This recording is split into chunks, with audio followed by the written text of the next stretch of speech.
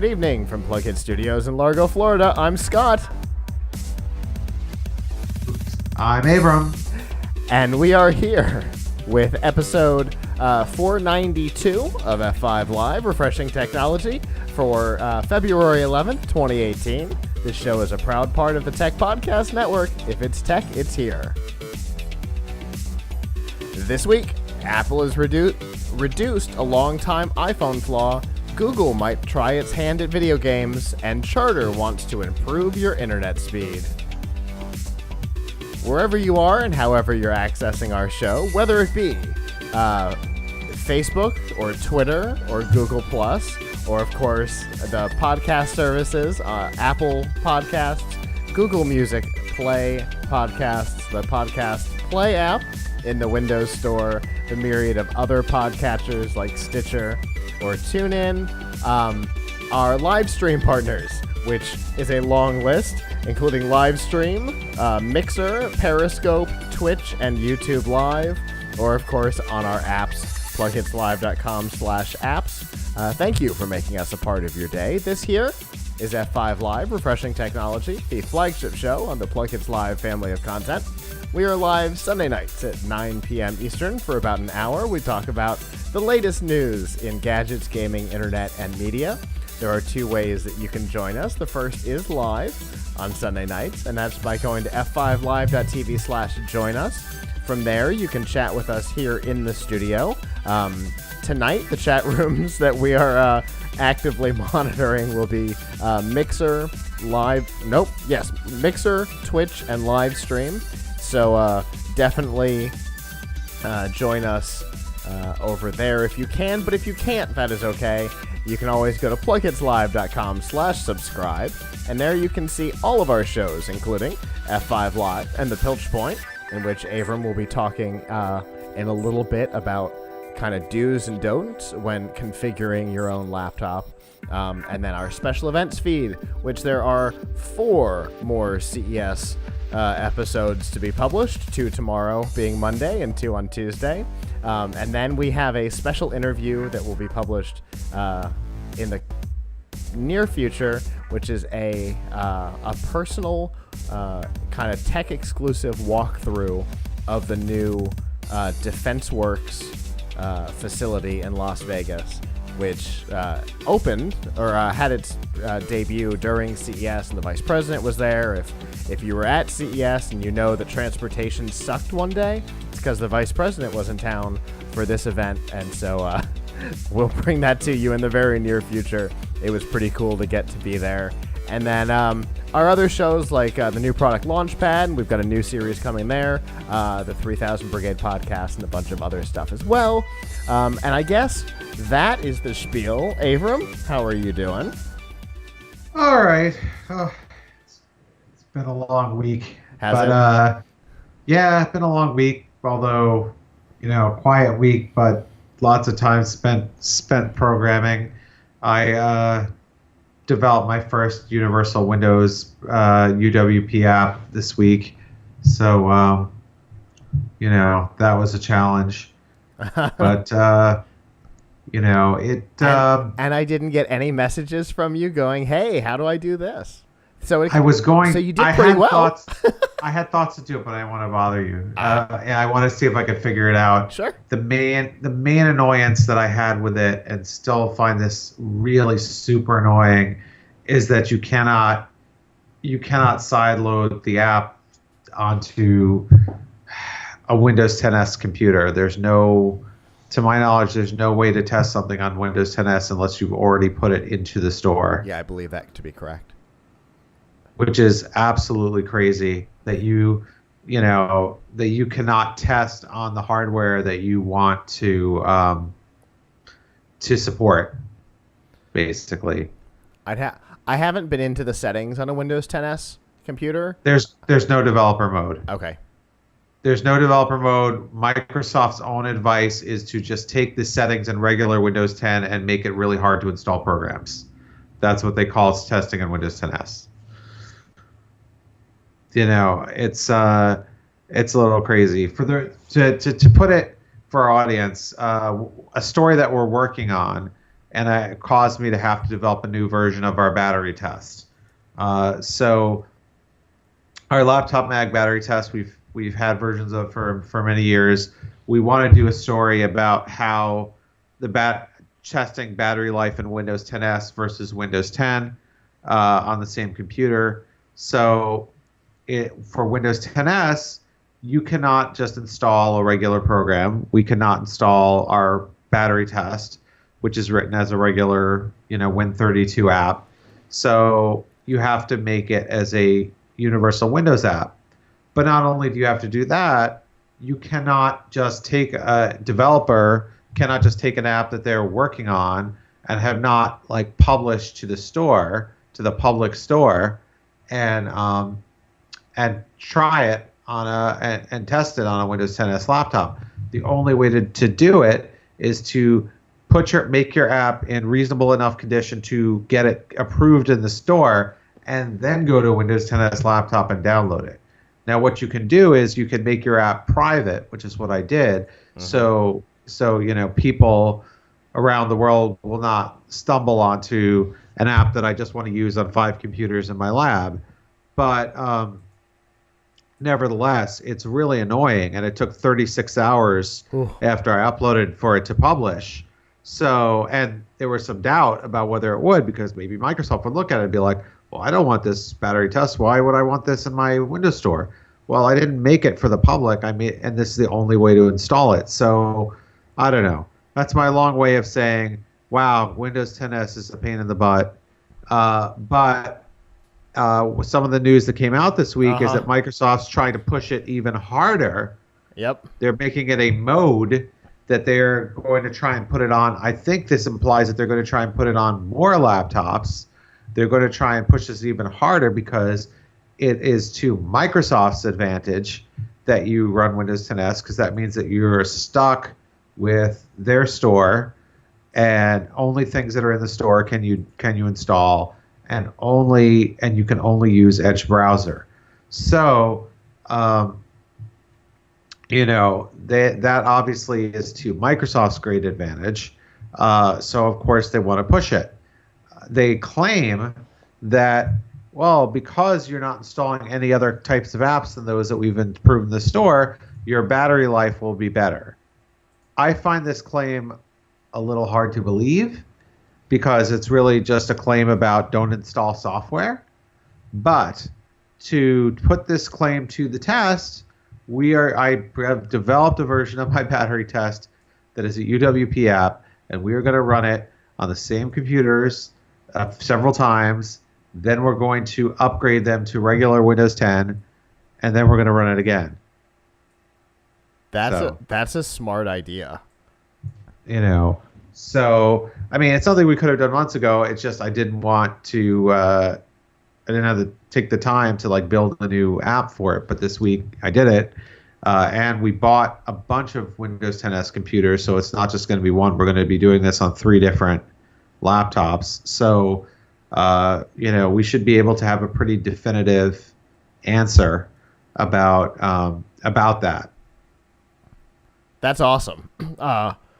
I mean, it take a few days because we got to run the battery test a whole bunch of times. I mean, one time should be enough. Our battery test doesn't have deltas from one run to another, but because I've recoded the battery test from scratch for this, right, we will do it 3 times to make sure that there's not dramatic delta between 1, 2, and 3. Let's say before we upgrade them and do it again, because it's really hard to downgrade back to Windows 10s once you've upgraded. Sure. Yeah, that's for we did on one laptop to get back to where it is now, and it was a real pain in the butt. Took several hours. So I wouldn't, once you leave Windows 10s, you probably don't want to come back. That's for sure. Why you would want to come back is a really good question too, because yeah, why you would want to be there in the first place is also a question. Well, but that's another story. You may not, but an IT manager for a school or something might. But anyway, that's an interesting thing. I can't wait to hear the results of that. And we should have that for you next week. Awesome. So while you've been working on that, I have been working on a story that you and I talked about 2 weeks ago about the value of doing drive-by crypto mining and how long it takes to justify the expense. And so that's a complex a complex topic that I'm working on. I'm going to be asking our viewers to help out with a bit of a tech survey in the next couple of days. I've been putting that together now. It involves our own drive-by crypto mining thing in as part of the survey to find out what the average turnaround is for people just going to a thing. So that should be a lot of fun. I'm using the same software that 90% of those drive-bys are using. So that should be a lot of fun. That probably won't be next week. That'll probably be in 2. But yeah, so we're both working on some cool stuff for the future, which I'm looking forward to on both. And anyway, I guess with that, let's get into the news of the week. How's that sound?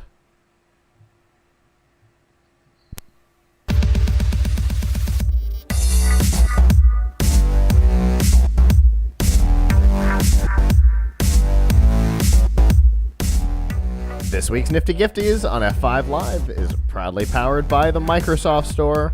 Whether you are looking for a tablet, a laptop, the Surface Studio, which is obviously a specialized device, Office 365, Xbox games, Windows Store apps, mixed reality, or the Harman Kardon Invoke, they've got a little bit of everything with a lot of stuff on sale right now. A couple of models of the Surface are on sale. There are some laptops that currently have up to $1,000 off, and obviously a lot of deals. And you can find some of those best deals by going to f5live.tv/Microsoft. So, obviously we have talked a little bit in the past about, and we will continue to talk about tonight, the interesting behavior out of Apple over a couple of their previous iPhones, and the fact that 6, 6S, and 7 devices, as they aged, Apple started to throttle the performance of the device, claiming that there was a power management something that when the battery started to get older, the phones would just randomly turn off. Now, that's bizarre, as Avram and I have talked about, because, you know, there have been smartphones dating back to technically the late 90s, but in the early 2000s is when, you know, BlackBerry and Palm and Microsoft really took off with smartphones. All of them had them. So there was Windows CE and Windows Mobile, Palm OS, Web OS, BlackBerry OS. Let's see, Symbian, Sailfish came after. All of the never had this problem until now, despite Apple saying that it's a ubiquitous problem. I think that's similar to them blaming BlackBerry for teaching you to hold your phone wrong on the iPhone 4. Anyway, this week something interesting happened. iOS 11.3 came out in one of its betas, and in that beta came the settings to be able to disable the throttling on older devices. The battery health setting or something like that. In there, you can see what the maximum charge potential is for your battery, which is actually kind of an interesting statistic. I've got a 6S Plus that it said 85% of the battery was still good, which means 15% has gone bad, which is actually kind of an interesting statistic.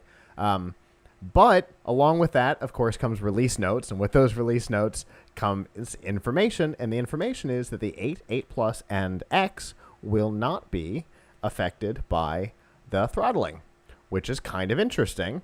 I don't know whether that means that they have fixed the underlying problem, or what? In the thing, they claim that their hardware power management system has changed since the iPhone 7 to the 8, which means that means that they've known that there was a flaw in their hardware for a couple of generations and tried to fix it by not telling anybody.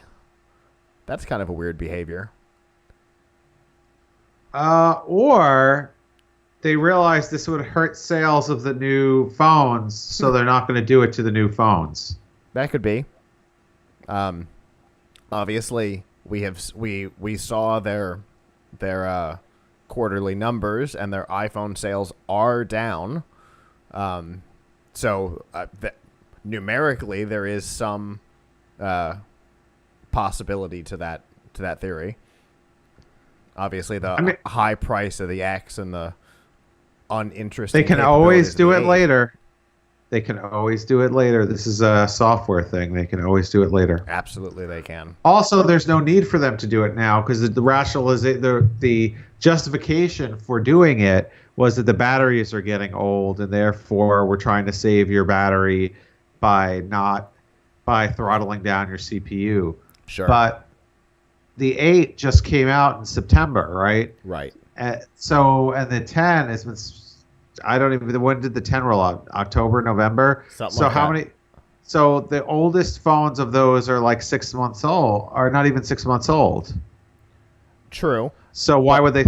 So of course they're not They better not be throttling them. Their batteries better not be bad after 6 months. But what they're saying is that they will not have to throttle these devices in the future. I believe I have the quote here in front of me.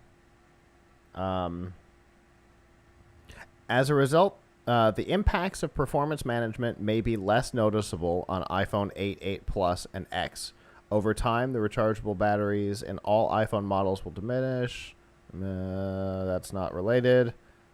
iPhone 8, 8 Plus, and X models use a different advanced hardware and software design that provides a more accurate estimation of both power needs and the battery's power capability to maximize overall system performance.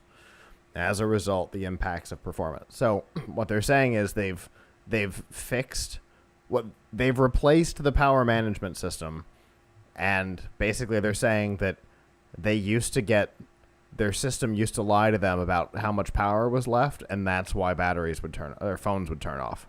Which is kind of an interesting assertion, but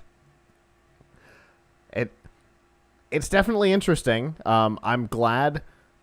So the first reports of devices shutting off happened before the 7s came out. So they wouldn't have had enough time just before the 7s came out. So they wouldn't have had enough time to make a major hardware change in time for the 7s.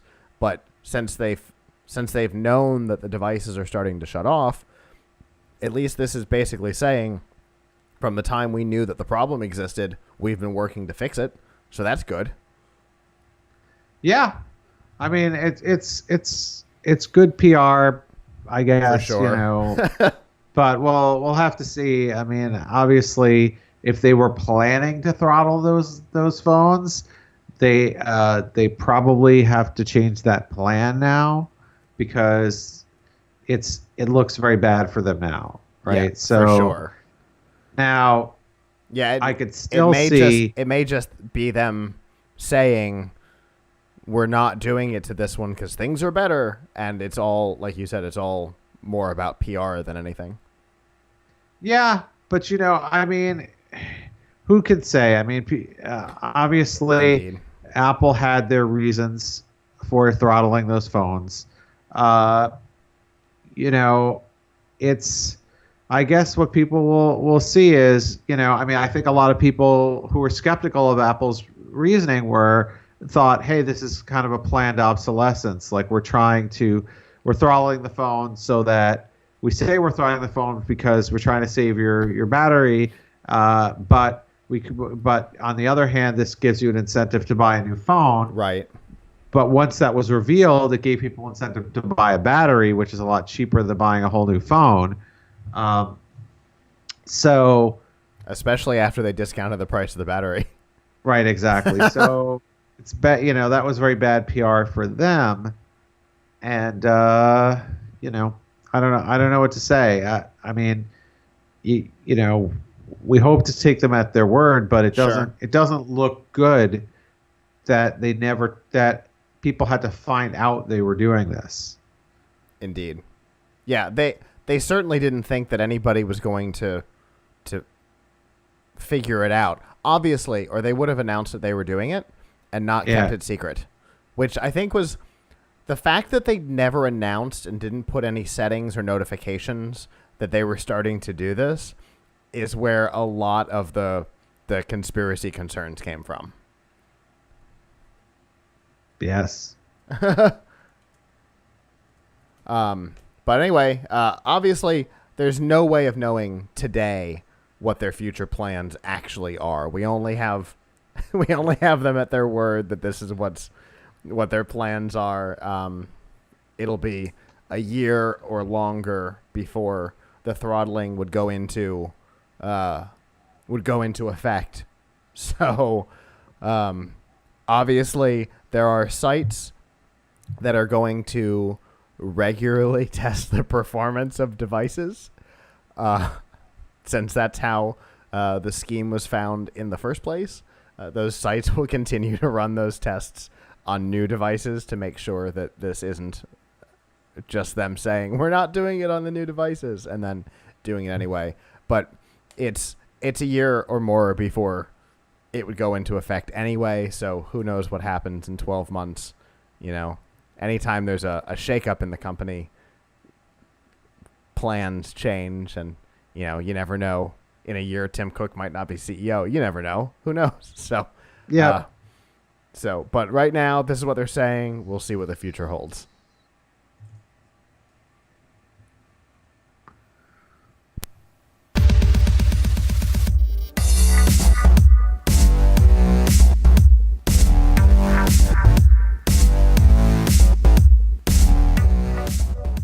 This week's Pilch Point with Avram Pilch is proudly powered by Monster.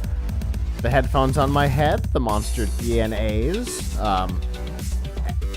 and a wide variety of other. These are on-ear. They also offer headphones in over-ear, like the Elements that I normally wear, or in-ears, including the iSports and the new Element and iSport Airlinks, which are true wireless Bluetooth, which are really nice. And of course, the whole new line of Bluetooth speakers, including the Superstar S100, 200, 300, 400, and the Monster Blaster, are all available at the all-new Monster website by going to PLUGHITZlive.com/monster.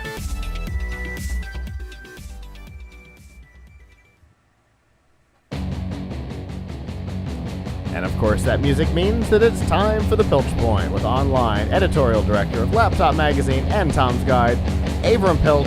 And Avram has got a really great topic for us this week. We're going to talk about what is a good idea and not a good idea when configuring a laptop, right? Yeah, actually, this advice will go for desktops too if you're buying one.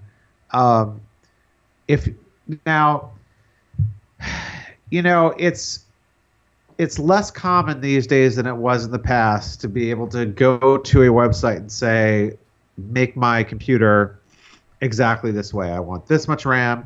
I want this type of storage drive. I want this CPU. I want this, I want this graphics card. I want this screen. Like, it's less common and the choices are fewer than they were in years past. But there still are several sites where you could do this.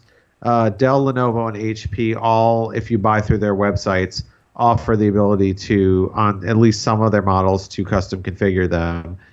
And even if you're not, per se, like getting a menu where you could pick, I want 8 gigs of RAM and I want a 256 gig SSD or something, you still have choices of different configurations that are pre-made.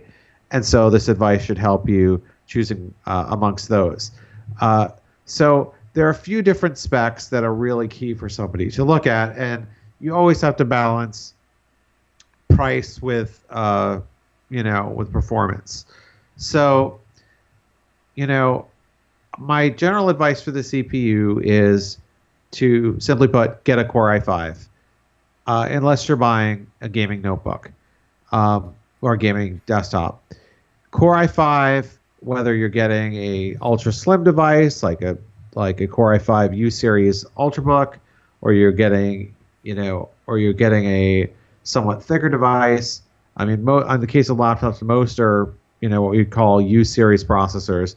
The difference between a Core i5 and a Core i7 in price might be $100 or $150. In performance, it's very, very small. So Core i5 should be good enough for most people.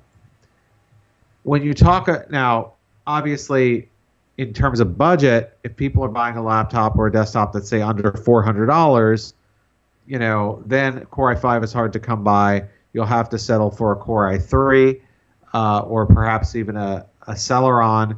But if you're spending that kind of money, then you don't really get a great choice of CPUs.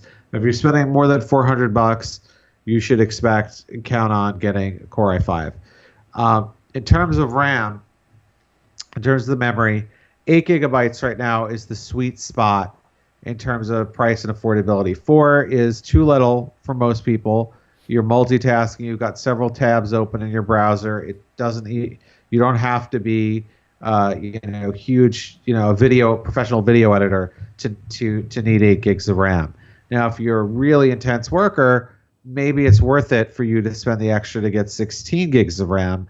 But typically, if you're buying, typically the additional cost is $100 to $150 more to move from 8 to 16. So that's a cost that you can avoid.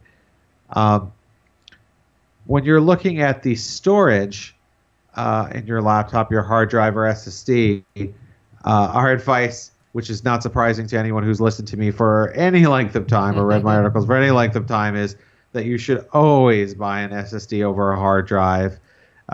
If you're spending more than $600 or $700 on a laptop or on a desktop, you should be able to get an SSD. Now, as far as the capacity goes, you should not get less than 256 gigs. 512 would be nice to get a larger size, like 512 gigabytes would be nice, but that can add significantly to the cost. If you're buying a device, a laptop or desktop that is user upgradable, you could say, and you feel comfortable upgrading your own storage, then you could buy it with a hard drive or the lowest, smallest SSD, and buy a third-party storage device on the aftermarket at a site like Amazon or Newegg, and you could save yourself quite a bit of money, because there you could get the whole 512 gigabyte drive for like $130 to $150 if it's on sale. So, but nevertheless, you want at least a 256 and you want an SSD. Another couple of things just to keep in mind. You definitely want your screen to be at least 1920 by 1080. That's no shocker, as we've talked about that a lot before on this show. For years, it's worth spending extra $50, $100 extra, or even more than that to go up from the minuscule 1366 displays. If you're on a desktop, you really won't get any less than that anyway, than a 1080p display. You don't, unless you're really doing a lot of media consumption, you really want to just absolutely, or you're a professional photo editor, you don't necessarily have to go higher resolution than 1080p. Finally, do you want a discrete graphics card? You will want a discrete graphics card if you're gaming or if you're doing graphics work. However, if you are not, or you're just playing some casual games, you probably don't want to spend extra to get discrete graphics. If you are getting discrete graphics, getting the lowest level of discrete graphics, which right now is an NVIDIA 150MX graphics chip, probably isn't worth the money because it's not going to give you enough of a performance boost to get you playing games. The minimum you should get is NVIDIA GTX 1050, and if you want to do VR, like with an Oculus, you'll need a GTX 1060. So that's your discrete graphics. We cover a couple more a couple more options like the battery and the Wi-Fi card in my article on laptopmag.com, which you can check out tomorrow, how to configure your laptop. But I just wanted to mention that because there's these are some of the really important choices that you have to make when shopping for a computer, whether it's a laptop, a desktop, or an all-in-one. You want to make sure that you're spending your money wisely. Absolutely, because you don't want to end up spending money on something that isn't going to make things better for you when, if you need to configure, for example, more RAM, or the $50 difference between feature A and feature B could be used to upgrade your monitor, your screen on your laptop instead. Obviously, there are better ways to put your money to use. Yeah, in order of importance, screen, SSD, processor, RAM, or maybe screen, SSD, RAM, processor. RAM and processor, I guess you could go either way, but I would say the processor is actually, if you don't have a nice screen, you're going to notice no matter how little you're doing on the computer, right? Yeah, no matter what you're using it for. You could be watching Netflix. You can watch Netflix just fine on a Celeron, on the lowest end processor. But if your screen is bad, you'll notice. Yeah. And SSD affects the most important parts of your performance, which is booting, opening apps, opening files, switching tasks. When you're using a mechanical hard drive, all those things are just infinitely slower. Yeah. So, the two most important things are the screen and the storage before you look at the processor or the RAM. Absolutely. And as evidence of all of this, Avram, the computer that you are on right now here in the studio, we actually downgraded the quality of the processor because we went from a full desktop actually to a stick computer behind the television that you're on. For those of you who are watching live and not the recorded split screen, the screen that Avram's on next to me here, we actually are using a little stick computer that we got on Prime Day for like $55, down from like a $600 or $700 desktop, and the performance on your new machine versus the old one is so much better, partially because we went from a spinning drive to flash storage in the stick, but obviously there's some other considerations too. But our RAM went down, our processor went down, but the system runs better. Wow, I didn't realize I was on such a cheap machine. I don't know how to feel about that. It was the best decision ever. It works so much better, and now you can come with us, which you couldn't before. Kind of a cool capability. Anyway, I feel like Max Headroom now. Yeah, except you're not going to get hacked into a national broadcast for 3.5 minutes. One of my favorite tech things in history. Anyway, as always, Avram, thank you. Your advice helps a lot of people in their buying decisions. You said that this will be available on Monday? It'll be available on Monday on laptopmag.com, so check us out there for all of our laptop advice, and check out tomsguide.com for all of our other electronic buying advice for desktops, phones, and everything else. Fantastic. And we mentioned at the top of the of F5 Live that you just redid the battery test for a Laptop Mag because you've got a cool story coming soon there too, right? Yep. We'll probably talk about it on the next show. Fantastic. Looking forward to that. Until then, I guess that is the Pilch Point.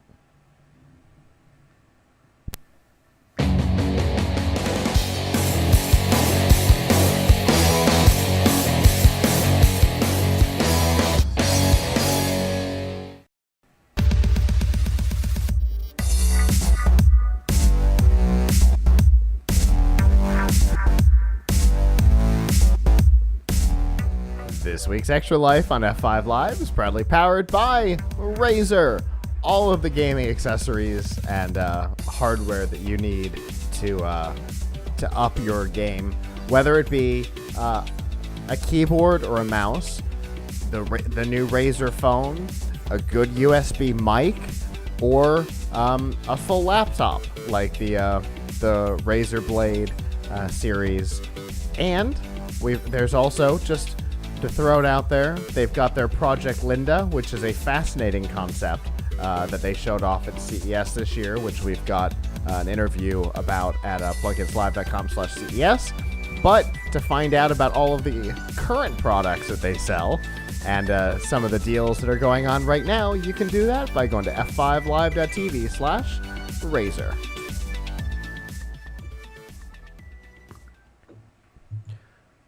So, this one was a surprise for me this week, mostly because this rumor popped up a number of years ago and it was thrown away as nonsense, but may not be the nonsense that we thought it was. It looks like Google might be interested in getting into video games in a different way. Obviously, we all know that Google owns YouTube, and YouTube has YouTube Gaming, and that's trying to be a competitor for Twitch. And it's not doing a great job of it, but they're trying. But they want to go the other direction. They want to stream games from them to you instead of the other way around. We've seen services like this before. In fact, we've seen a lot of services like this before over the years.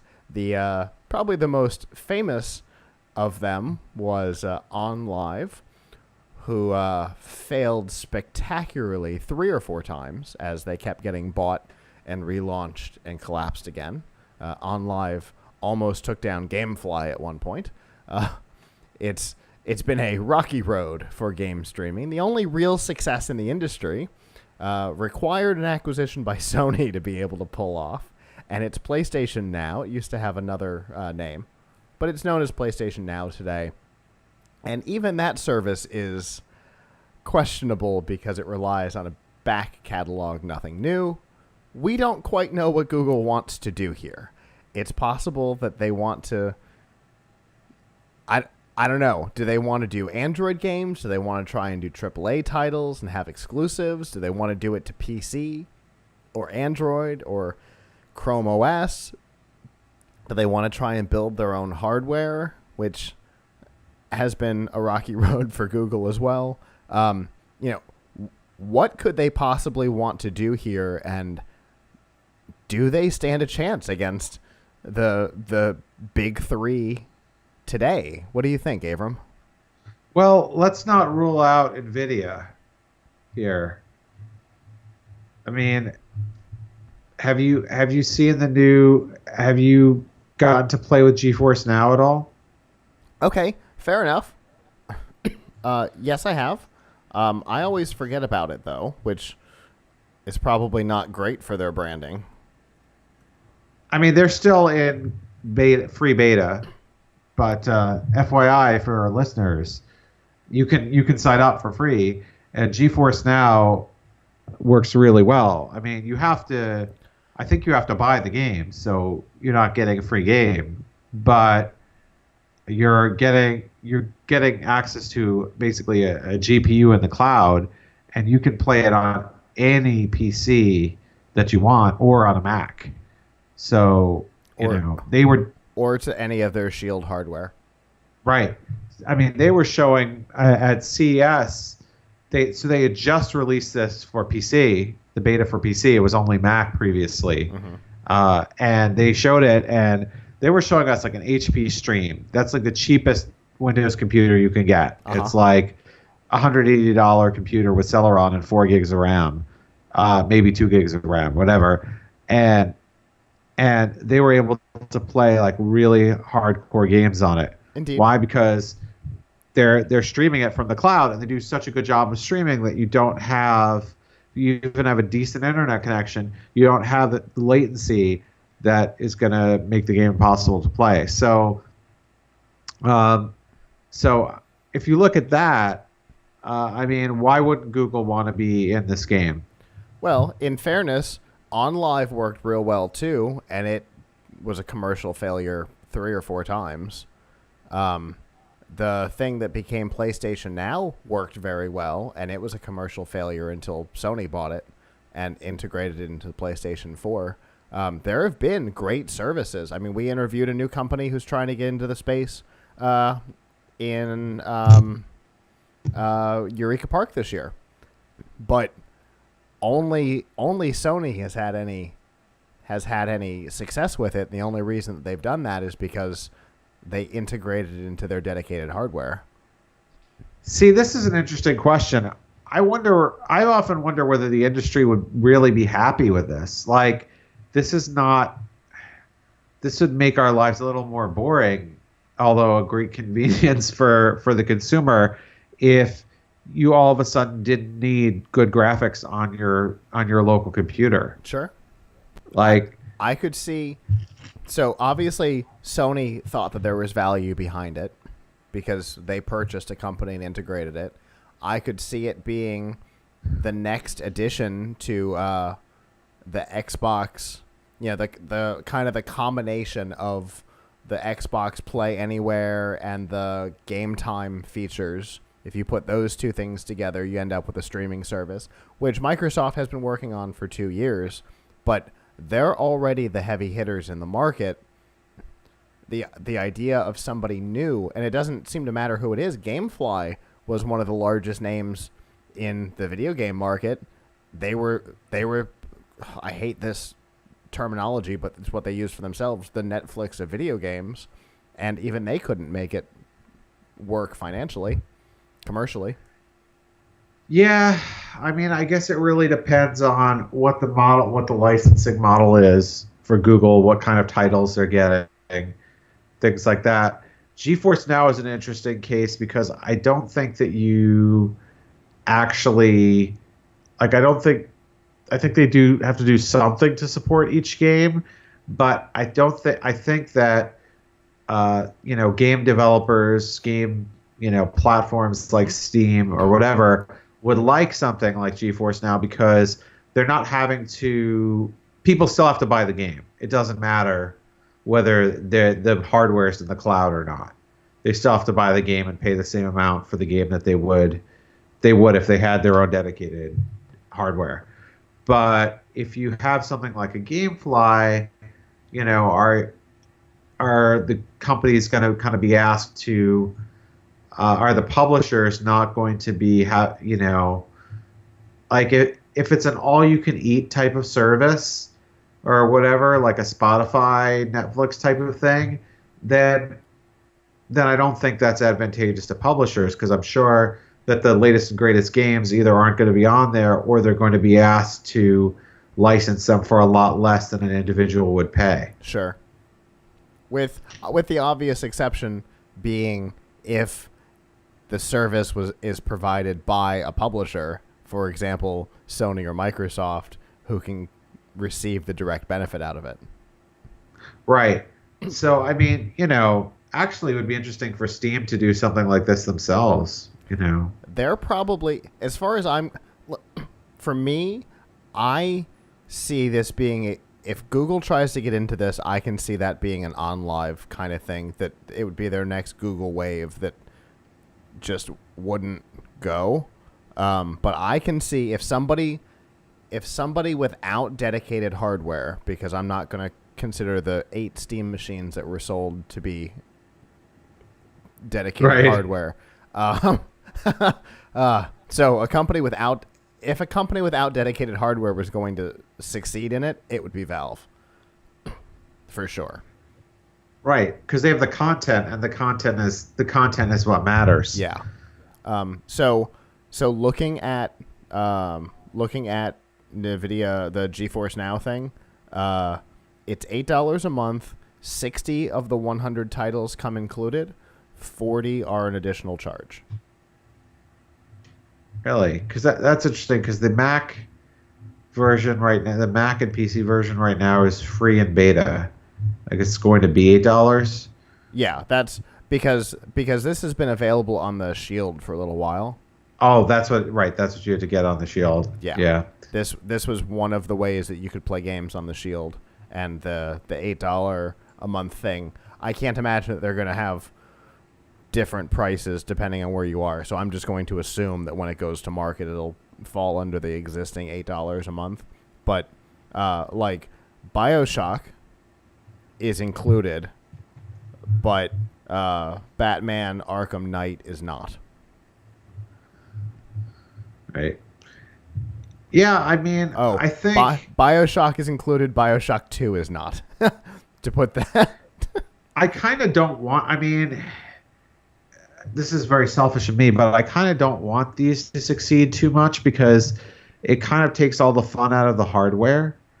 You know, like who would buy a gaming laptop? Who would buy, who would trick out who would custom build a cool desktop if instead you could pay, I don't know, $10 a month or something to have, a set fee to have all your stuff in the cloud and then use it on whatever cheap computer you want. Why would you pay all that money for all that processing power on your desk when you could just pay a small amount and stream from the cloud? You would definitely see probably an increase in gaming accessories again.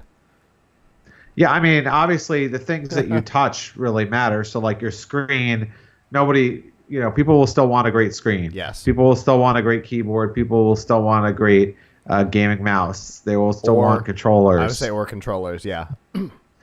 But why would you spend like $3,000 on a gaming laptop to get GTX 1080 graphics or whatever when you could spend a few dollars a month to get access to that, and then when GTX 1080 is no longer the best thing in a year or two, presumably the cloud service will upgrade and Sure. Now, obviously, I 100% agree with that sentiment. On the other hand, let me play the other side on NVIDIA's side for a moment. In particular, this would certainly take some strain off of them in the current marketplace where they can't produce graphics cards fast enough to support both gamers and cryptocurrency miners. Yeah, well, is that really what you want? Is to lower the demand for your product? I mean, it depends. If you're selling a $150 graphics card, or you can charge $10 a month for 12 months, the recurring revenue is definitely something that investors are more interested in seeing as recurring rather than one time. Yeah. I mean, I think that's their advantage. Plus, if it's another player like Google, they still have to buy the graphics cards from somewhere. True. Although, in fairness, Google's been getting into designing their own chips and chipsets lately, so there's kind of no telling what weird market they'll get into at any given time. Yeah. Plus you have efficiencies in the cloud, right? I mean, you don't necessarily have to have one GPU for every user. Right. You can cluster, or you can either cluster users or hardware depending on what it is you're doing. One user could get multiple GPUs, or one GPU could get multiple users if they're playing something like Worms. Yeah, right. It doesn't require something powerful, but if you are playing something powerful, you could up what the user is experiencing, or you could have multiple tiers. Yeah. There's definitely some possible benefit in that case to somebody like Nvidia, but not. I don't think so much for Google. I think it's a weird move for Google. If you're curious about how serious they are about this, they considered releasing the service for holiday 2017. So that's how serious they are about it. My guess is we will hear some rumblings about it at Google I/O this year, just a guess. It'll probably be where we see it happen. I don't know why they delayed a holiday 2017, probably because they didn't want to get lost in the hype that Nintendo kind of owned for the holidays this year. Maybe it wasn't ready. Maybe they didn't have enough partnerships to have enough content to justify releasing anything, or maybe they're trying to build partnerships to build hardware, like Valve tried to do with the Steam machines, where they don't want to be responsible for hardware. Who knows? Yeah. It's all speculation based on a very small amount of information that somebody talked to the press with. So we will have to wait for Google's official announcement on it because, as you would expect, no comment. Everybody wants to be in the gaming business, though. Wherever I go, whoever I meet with, hardware vendors, software vendors, everybody likes the gaming business because it's a high-margin business. There's really passionate consumers. Yeah. So everybody wants to be in the gaming business, whether they have the gamer DNA or not. Yeah. And I would not say that Google has gamer DNA. So, everybody wants to be in that business. So why not Google? Microsoft wants to be in that business. Yeah, it's true, but they got into the business 16 years ago. Yeah, they've been in the business for a long time, and they keep expanding it. But they did it when there was a gap. They did it when there was, Sega was creating a gap in the industry. Microsoft went, we can fill that gap. Today, there's no gap. Nintendo looked like maybe they were going to create one, but the Switch came back and is the fastest selling gaming console of all time. So it would be a weird time to try and get into it today, I think. Valve tried to do it when there was a gap in the space. People were concerned about Windows 8. And NVIDIA tried to do it as phones kind of sucked. And so they were trying to create a handheld gaming, But there's no gap for Google to try and slip in, so I think it's a weird time. Maybe that's why they didn't try and do it in the holidays. Maybe they think there's a gap that's going to open. Who knows? We'll see in the future, though.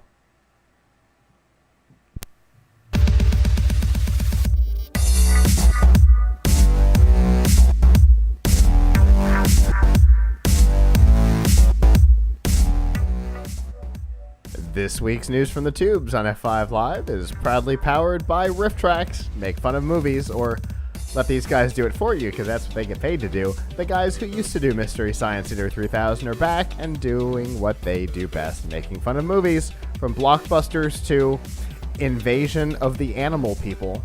Can't make these things up.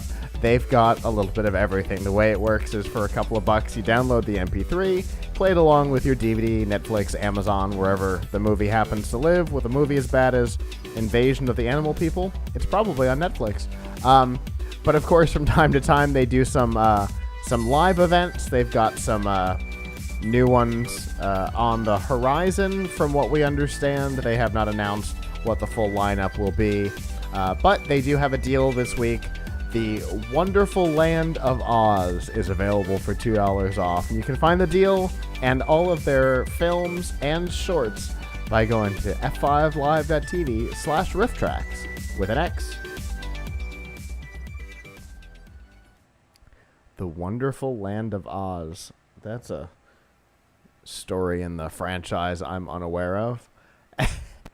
Anyway, so it looks like maybe 2018 is going to be the year of gigabit internet. if you've been watching the Olympics, you have probably seen, even if you're not a a Comcast customer, you've probably seen the advertising that Comcast has been doing for their what they're calling gig speed internet, which they're planning on rolling out to a number of customers. But not to be outdone, Charter, who is the number 2 largest cable company in the U.S., thanks to a couple of acquisitions last year and the year before, has announced that of their, I believe the number I saw was 50 million residential homes that they serve, 40 million of those customers will be receiving the option for gigabit internet speeds by the end of this year, which is kind of exciting for most Charter customers.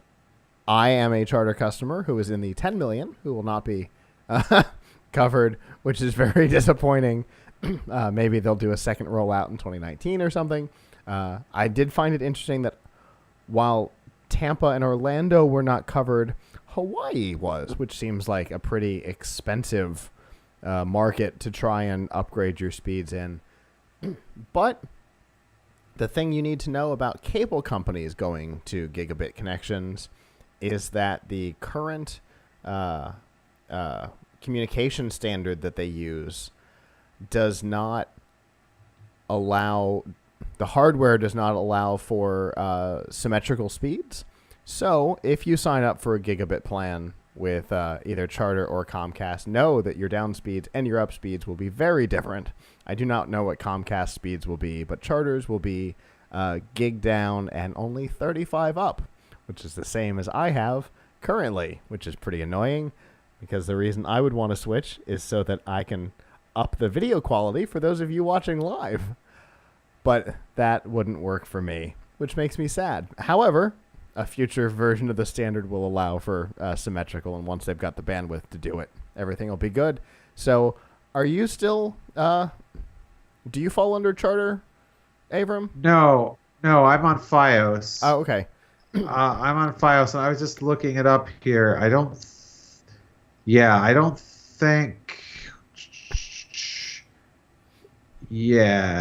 think there's a way. I noticed that FiOS is advertising that they're going to have gigabit or something. Okay. But the highest speed that they offer right now, at least in my area, is 150 megabit per second. Okay. But I guess the question is, at what point does this matter? Right. Like, because is that going to fix your latency? Or is that just pure throughput where, if you only need, 50 megabit per second to broadcast your video, but the real problem is, that you're not really getting good latency. You've got a 300 millisecond ping or more. Is that really going to help you, or is it just kind of showing off? Right, exactly. Is it putting a 450 horsepower engine in a jalopy? I mean, I don't know what the relationship is from one to the other. Is there any relationship between having good ping and having good throughput? Not necessarily. Right? I mean, obviously, if you are on a modem, then you have a problem. But if the bottleneck is not, the bottleneck might not be might not be the throughput. Right, exactly. But for some applications, for example, bi-directional game streaming, having more bandwidth could allow for going from 1080 to 4K, for example. It might allow for more capability on Netflix and Hulu and Amazon and those things for an average consumer. Obviously, not having symmetrical speeds right now means that for me there's zero benefit. However, what I'll say is interesting is the pricing model that they're planning. I know what I pay for a 300 megabit connection right now, and Charter is talking about, and for those of you who don't know, Charter markets their service under the name Spectrum. You may not be aware of that. So Charter and Spectrum are one and the same. Charter bought Time Warner Cable, not Time Warner, but Time Warner Cable and Bright House and one other company in 2016 and 2017 and rebranded their service as Spectrum. Anyway, they're talking about prices for gigabit starting in your first 12 months with a bonus price of $105 and going up to $125 for gigabit speed. I pay more than that for $300 right now.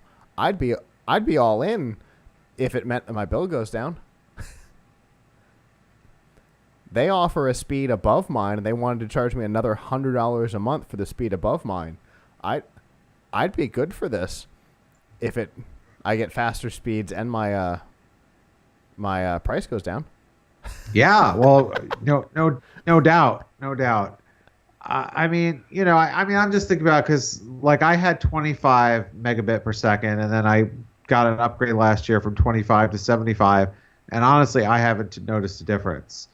I guess if I had more devices concurrently doing things on the internet, maybe that's where the difference comes in. Or you were doing a lot of bandwidth intensive stuff all at once.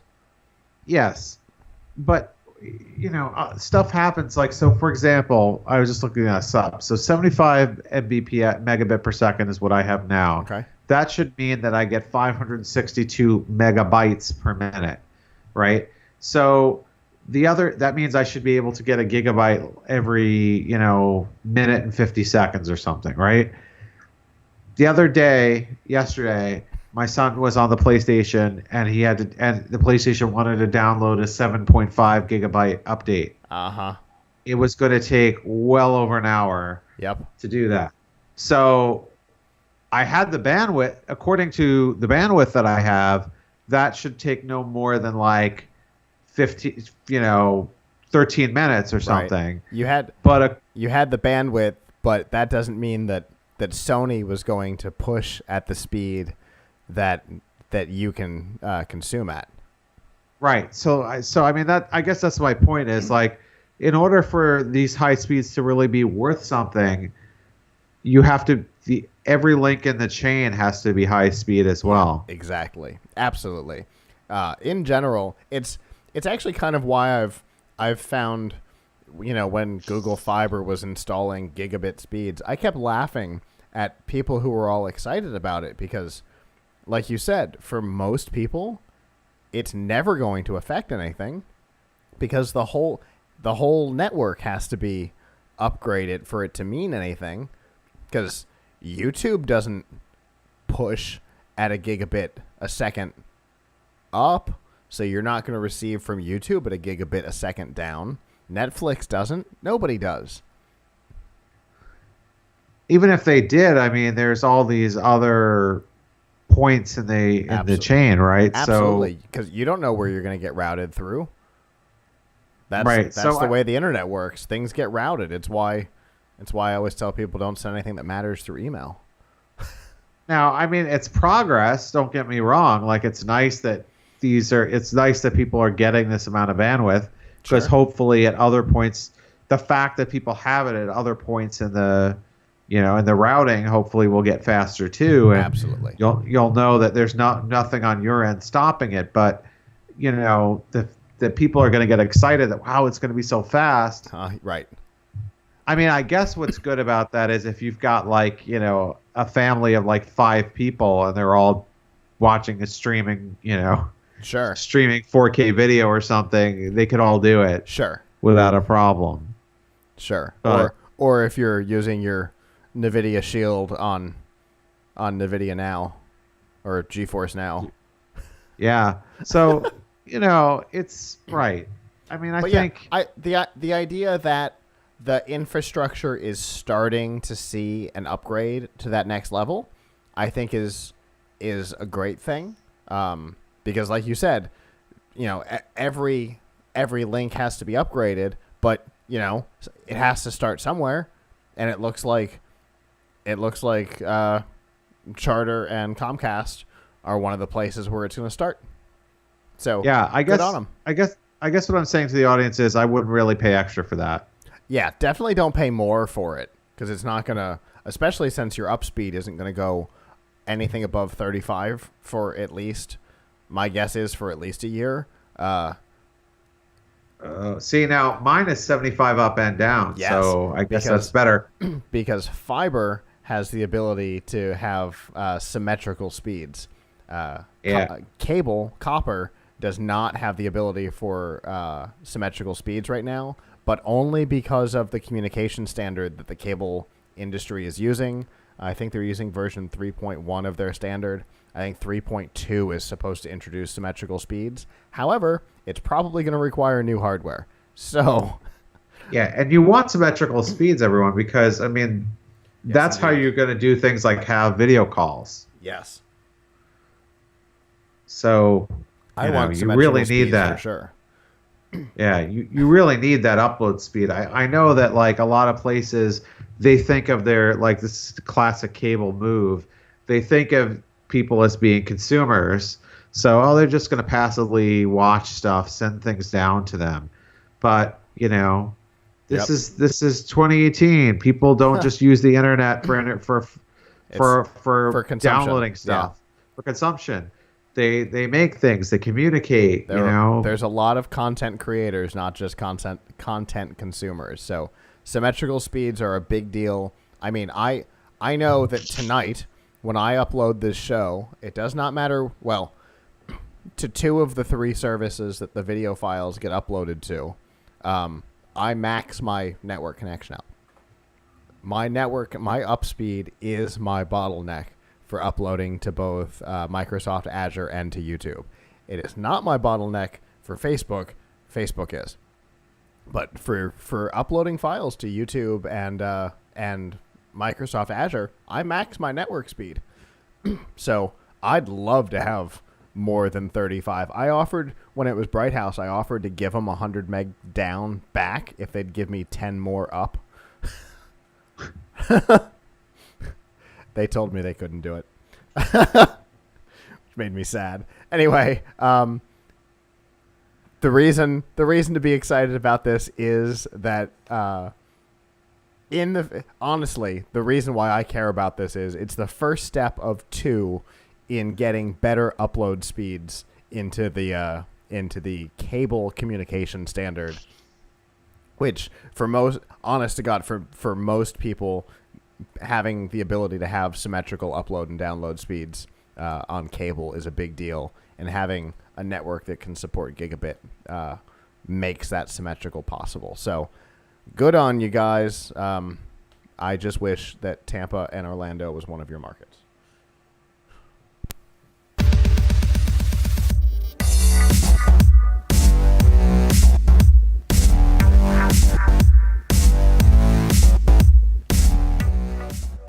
This week's DRM not included on F5 Live is proudly powered by Amazon Prime.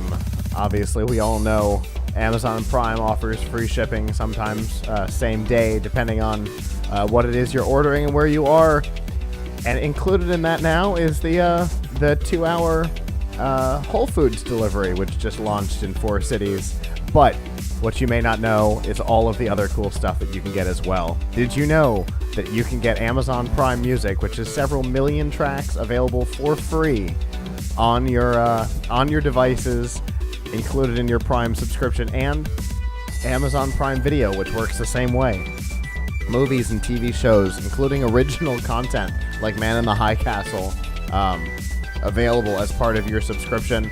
And if you use Twitch, you get 1 free subscription per month to help financially support some of your favorite streamers. There's other features like Prime Photos, which is unlimited photo storage, which we talked a number of weeks ago about wanting to back up all your photos on your phone before your manufacturer bricks it on accident. And to find out about all of the features that come along with Amazon Prime, and to sign up for a free 30-day trial if you do not currently have it, you can go to f5live.tv/prime. So, speaking of YouTube in our last segment there. Let's talk about YouTube. They've kind of had a rough 12 months from a content curation standpoint, let's say. We've talked a number of times about, all of the social sites, whether it be YouTube or Facebook or Twitter, and their desire to stay away from the curation process because it puts a lot of problems into the works. But YouTube has kind of been demanded. Well, all of them have, with the fake news stuff and all. Anyway, YouTube is facing its own interesting problem in that some of their top content producers are idiots. And by that, I mean, we had PewDiePie last year who paid a group, I think it was one or two African men to hold a anti-Semitic sign for a video. And obviously that created problems for everybody involved. But YouTube took quick action, Disney took quick action, and you don't really hear about him anymore until the last couple of weeks when you have the new version of him, Logan Paul, who pulls the same kind of weird crap. And a couple of weeks ago, if you've been anywhere on the internet, you probably know that a couple of weeks ago, he was in Japan and he insulted the Japanese people to their faces in their home country, made a video and published it, and YouTube did nothing about that. And then in another video, he went to what is colloquially known as the suicide forest. It's like the second or third most common place on the planet for people to kill themselves, where he encountered a body, filmed a video, which was kind of mocking, and published it. And YouTube didn't do anything about it for several days until the online rage had kind of exploded. And then they responded in a way that was weird. And then Logan Paul went away for a couple of weeks after posting an apologetic video.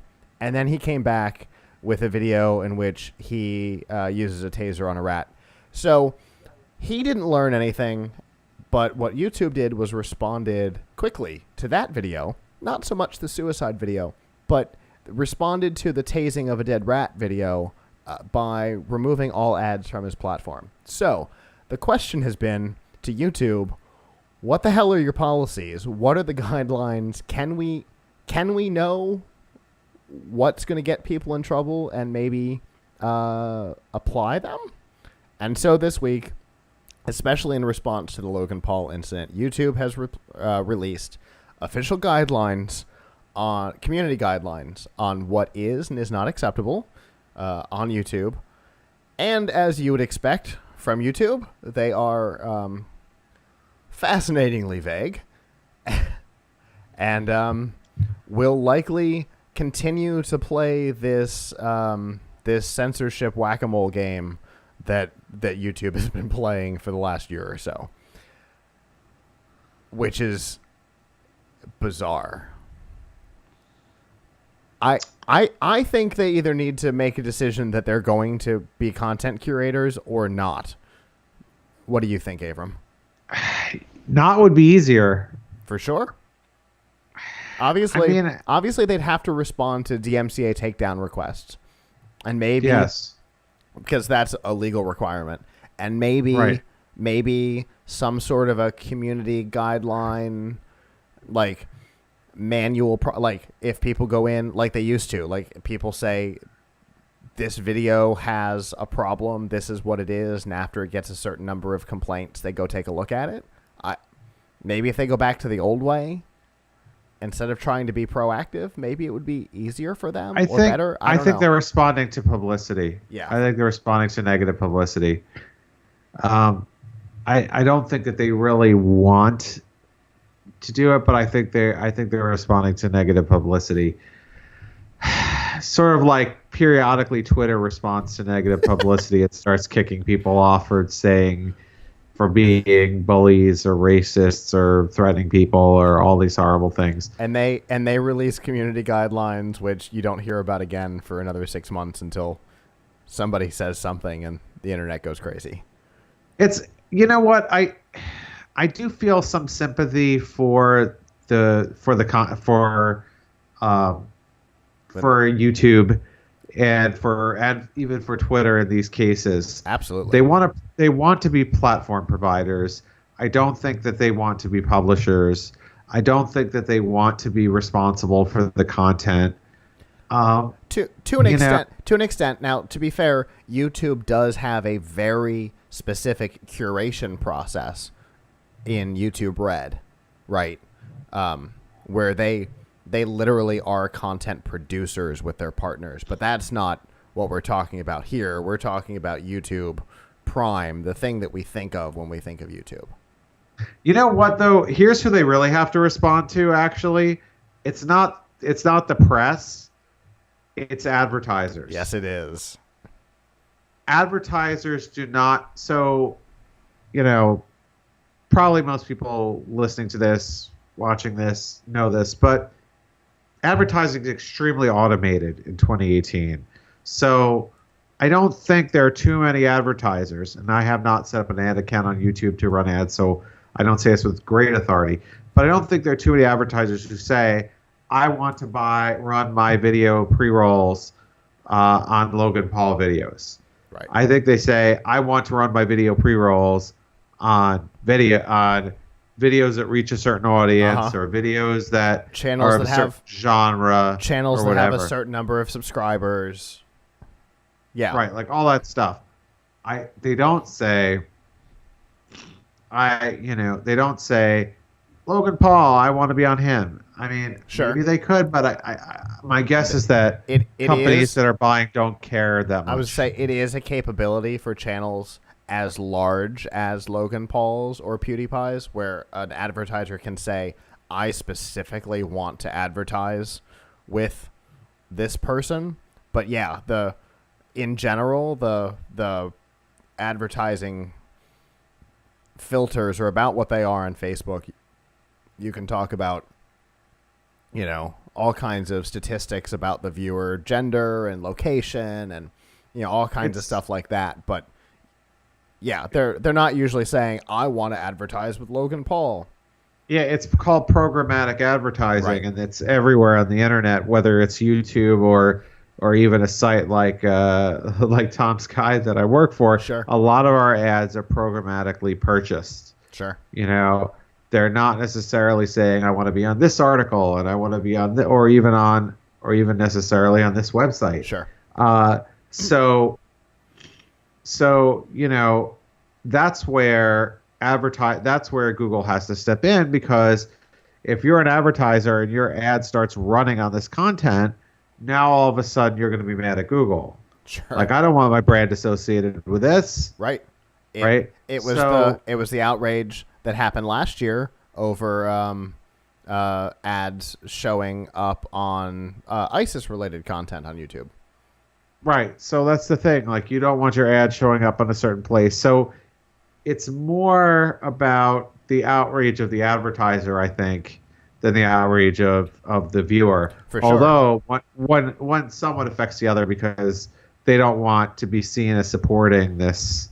Advertisers don't want to be seen by viewers as supporting this type of content. Sure. Verizon doesn't want their potential customers creating a boycott of Verizon because a Verizon ad ran before the rat taser.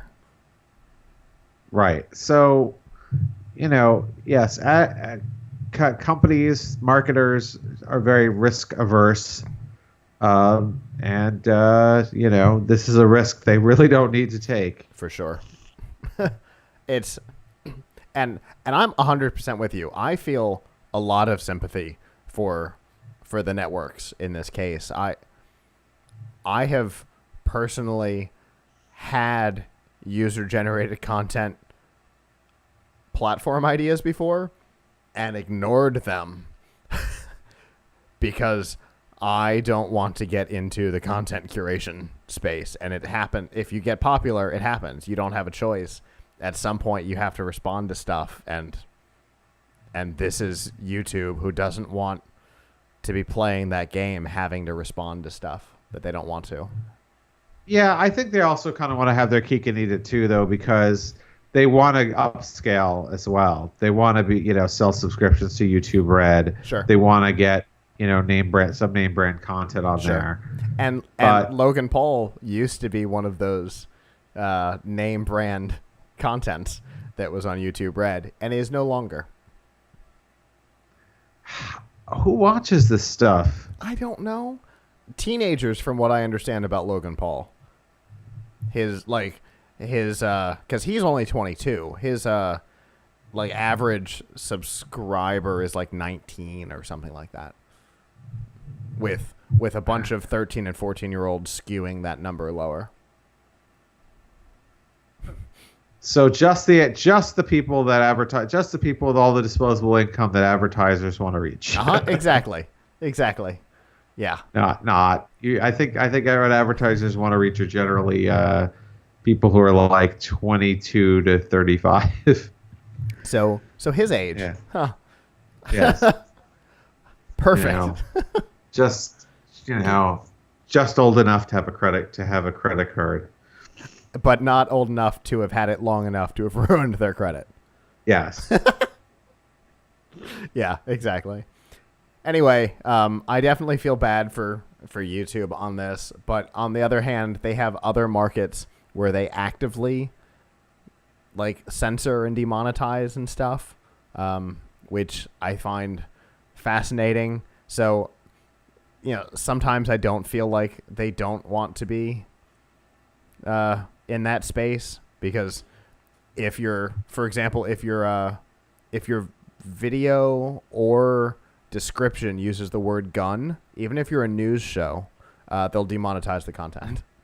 So they definitely seem like there's a particular level of wanting to be in that space. Despite the fact that if they wanted to run ads on gun videos, it's a lucrative space, but whatever. They're an interesting company with policies that are not evenly enforced, and I think that's where the concern is here. I'd like to see them come up with some policies and stop playing the whack-a-mole game. But maybe that's just me. I don't know.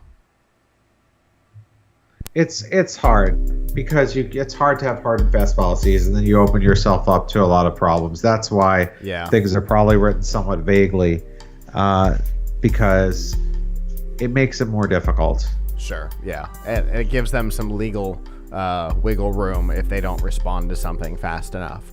That, it didn't quite fit our thing yet, and now it does, and so we've responded to it. Anyway, that's our show. Thank you to those of you who have joined us live. We've got a number of live viewers, and we've got a particular friend in our live stream chat room, Juan, who has been a viewer for a long time and has been gone for a while, and it's good to have him back. Hey, Juan. So thank you to those of you who joined us live. If you can't join us live, that is okay. PLUGHITZlive.com/join us from there, or /subscribe. From there, you can see all of our shows and subscribe to them. Our CES content is just about done, but that does not mean that the fun will be ending. A lot of that content is for products that aren't coming out yet, so they will be important all year long. And then we are working with a new partner for a new series, which I'm very excited about.